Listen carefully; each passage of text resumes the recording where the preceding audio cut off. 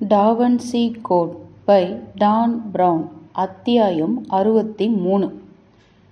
லீ டீப்பிங் வண்டி ஓட்டிச் செல்லும் பாதையில் தனியாளாக நின்று கொண்டிருந்த லெப்டினன்ட் கொலாட் அந்த மாபெரும் மாளிகையை உற்று பார்த்து கொண்டிருந்தார்.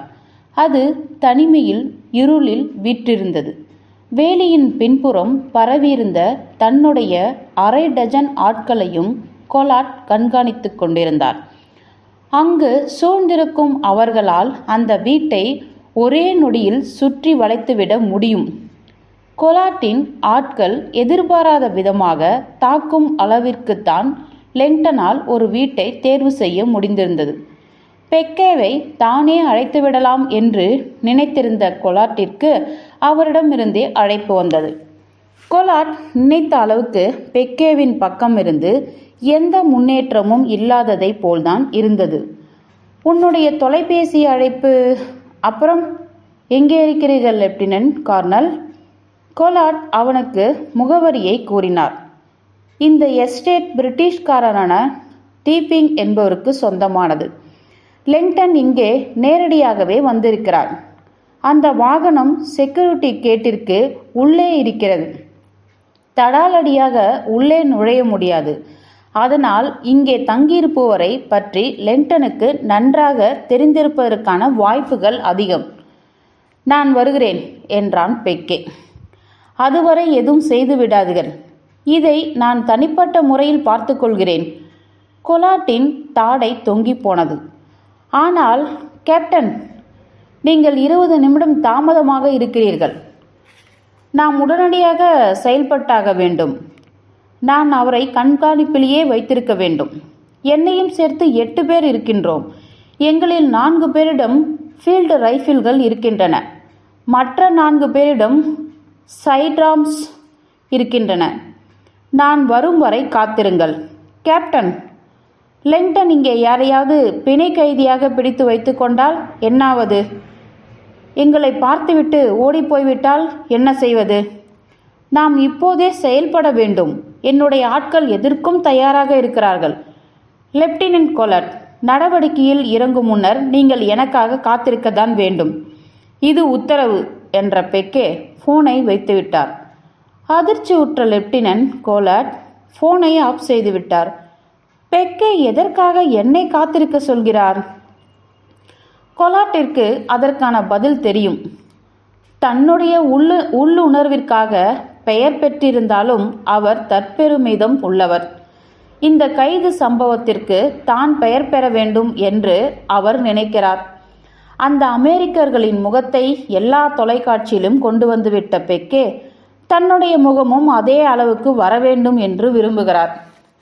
தற்போதைக்கு அந்த கோட்டையை முற்றுகையிட்டு தக்க வைப்பது மட்டுமே கொலாட்டின் வேலை. அங்கே நின்று கொண்டிருந்த நேரத்தில் அந்த தாமதத்திற்கான இன்னொரு காரணமும் கொலாட் மனத்தில் பளிச்சிட்டது. தேச கட்டுப்பாடு. சட்ட அமலாக்கத்தில் தப்பிச் சென்றோரை கைது செய்ய தயங்குவதற்கான மற்றொரு காரணம் சந்தேகத்திற்குரியவர் குற்றவாளி தானா என்று உறுதிப்படுத்த முடியாத நிலையே லெங்டன் குற்றமற்றவர் என்று பெக்கே நினைத்திருக்கலாமோ? அந்த எண்ணமே அச்சுறுத்துவதாக இருந்தது. கேப்டன் பெக்கே இன்றிரவு ராபர்ட் லெங்டனை கைது செய்தே தீர்வது என்ற முடிவில் இருந்தார்.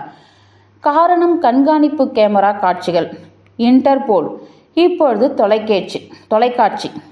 பிரபலமான அமெரிக்கரின் முகத்தை கொலைக்காரன் என்று எல்லா பிரெஞ்சு தொலைக்காட்சியிலும் தவறுதலாக ஒளிபரப்பியிருக்கார்கள் என்றால் அதற்கான அரசியல் குழப்பத்திலிருந்து பெக்கேவால் கூட தப்பிக்க முடியாது. பெக்கே தான் தவறு செய்து விட்டதை இப்போது உணர்ந்திருந்தால் மட்டுமே கொலாட் எந்த நடவடிக்கையிலும் இறங்க வேண்டாம் என்று சொல்வது சரியாக பொருந்தி வரும்.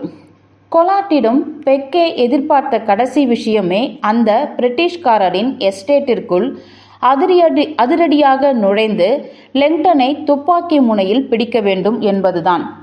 மேலும் லெங்டன் நிரபராதி என்றால் அது இந்த நிகழ்வின் மிக விசித்திரமான முரண்பாடுகளை விளக்குவதாக இருக்கும். இறந்து போனவரின் பேத்தியான சோஃபியா நெவ்யூ கொலைகாரன் என்று குற்றம் சாட்டப்பட்டவர் தப்பிக்க ஏன் உதவி செய்ய வேண்டும்? அப்படியென்றால் லெங்டன் தவறாக குற்றம் சாட்டப்பட்டிருப்பது சோஃபியாவுக்கு தெரிந்திருக்கும். சோஃபியாவின் விசித்திரமான நடத்தையை விளக்க பெக்கே இப்போது எல்லா வகையான விளக்கங்களையும் உருவாக்கியிருக்க வேண்டும்.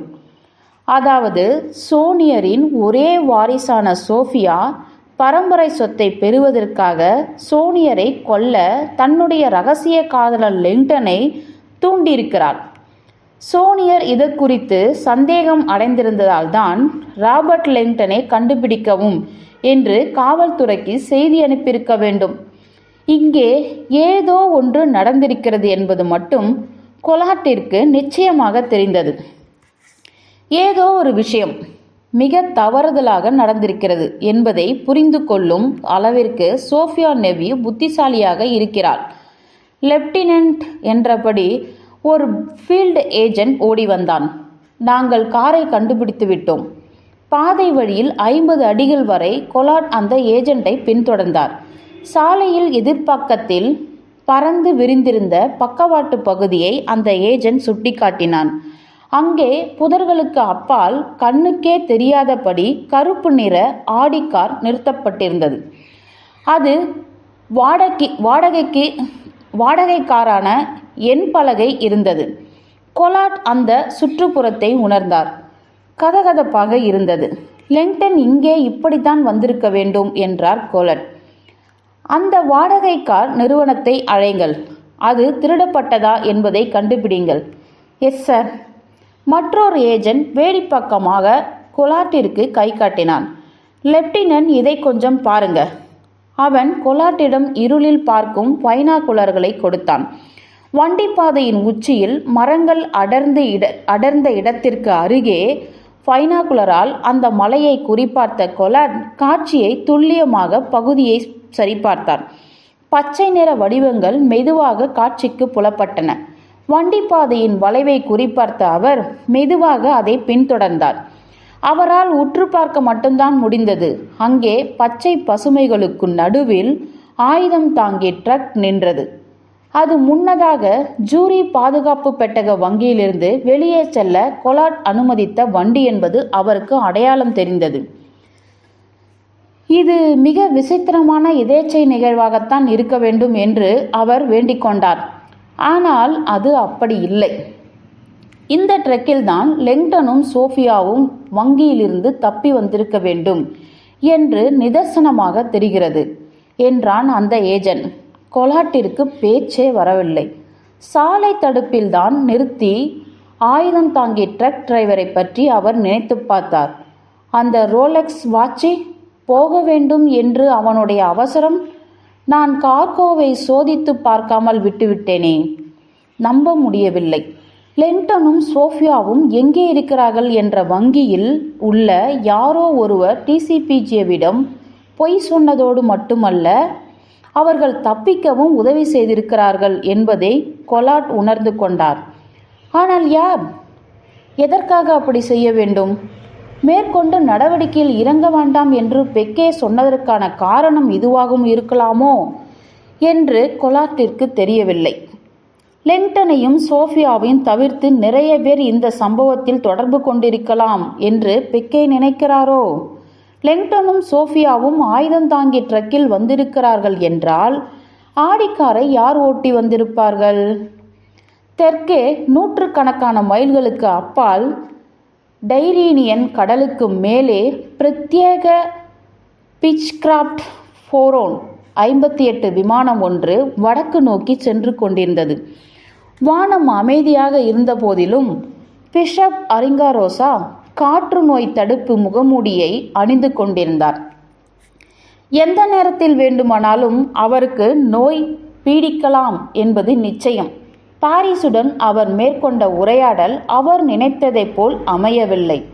அந்த சிறிய கேபினுக்குள் உள்ளே தன்னுடைய விரலில் இருந்த தங்க மோதிரத்தை உருட்டி கொண்டிருந்த அரிங்காரோசா தன்னை ஆட்கொள்ளும் பயம் மற்றும் அவசர கதியில் விடுவித்து கொள்ள முயன்றார்.